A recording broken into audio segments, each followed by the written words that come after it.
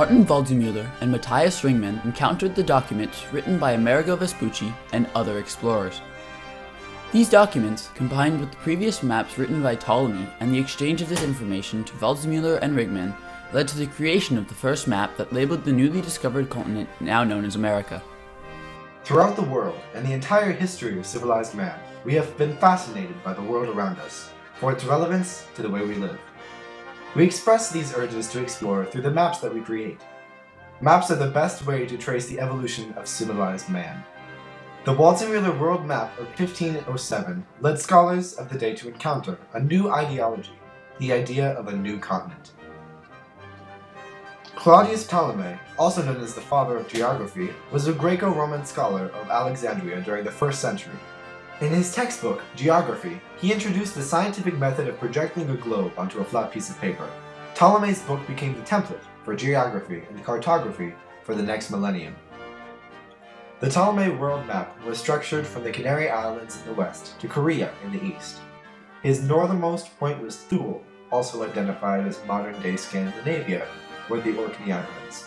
The south of the map ended in the Sahara Desert. However, Ptolemy did not include North America or the Pacific Ocean. He also overestimated the size of the Mediterranean and the circumference of the Earth. However, until the 14th century, his map was the undisputed map of the world for its uniqueness and its popularity. In the 15th century, a new age of exploration was dawning over continental Europe. One of the most influential characters at this time was Cristoforo Colombo, also known as Christopher Columbus. On August 3, 1492, with the permission of King Ferdinand of Spain, he went west with the intention of finding a new passage to Asia. He is known to have quoted, "Following the light of the sun, we left the old world." He arrived on the island of Palos on December 5, 1492. He believed that he had reached the famed islands off of the coast of Asia. He was mistaken, for he was not even in the right continent. This was a new land, and not the land which he had thought.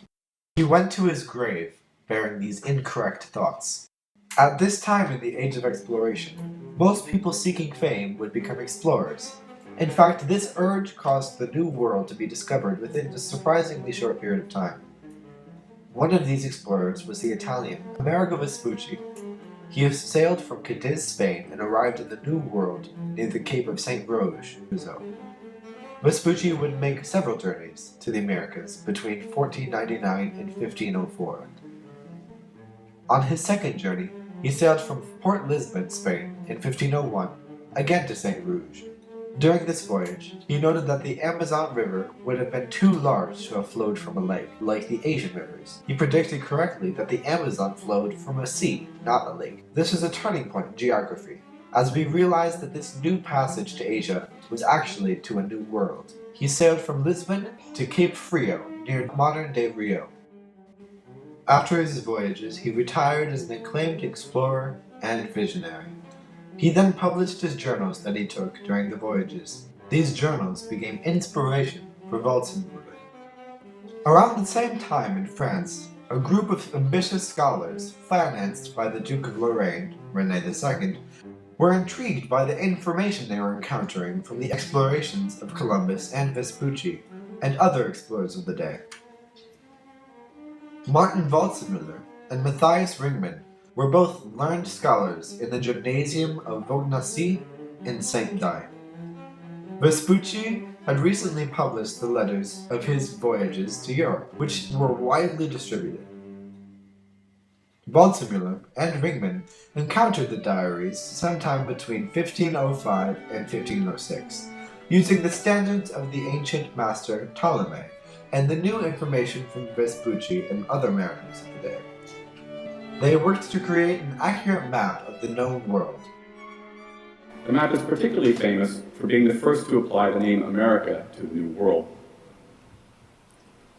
Waldseemüller clearly proclaims his debt to Ptolemy. The title of the map is A Map of the Whole World According to the Tradition of Ptolemy and the Explorations of Amerigo Vespucci and Others. The debt to Ptolemy is also indicated in a large portrait of that geographer at the top of the map. The map was made using wood prints, painstakingly made by the scholars.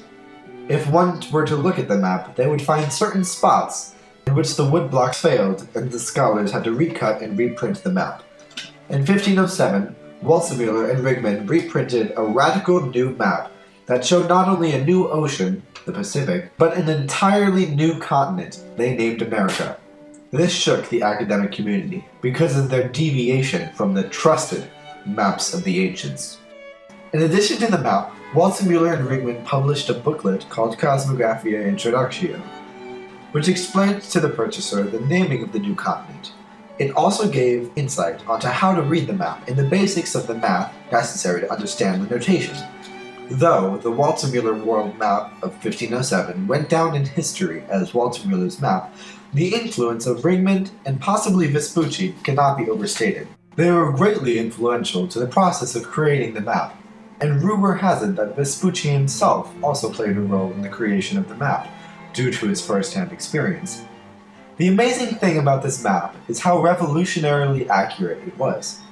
Scholars of their day disputed the legitimacy of the map until Ferdinand Magellan circumnavigated the world in 1519. The name America would endure attempts to change its name, despite the vocal opposition from the relatives of Christopher Columbus. Columbus's relatives repeatedly petitioned to the governments of Europe to change the name of the new land to Columbia. This never succeeded due to the fact that America's name was so widespread. This secured the Waldseemüller world map of 1507 in history as the birth certificate of America. Matthias Ringmann died in 1511, 8 years short of being proved correct by Ferdinand Magellan in terms of the new continent. At the time, Amerigo Vespucci had been slandered by the followers of Christopher Columbus, believing that the naming of America was unjust, for Columbus was the one who truly discovered it. Under pressure and without Ringmann, Waldseemüller abandoned his idea of a new and separate continent in his masterpiece, the Carta Marina. In the Carta Marina, the east coast of North and South America appear in more detail, but without the name of America. It seems that Waldseemüller at this time denounced his beliefs and decided to leave out such details as the location of the Pacific Ocean and the naming of America. The change from Waldseemüller following Ptolemy to repudiating him is dramatic.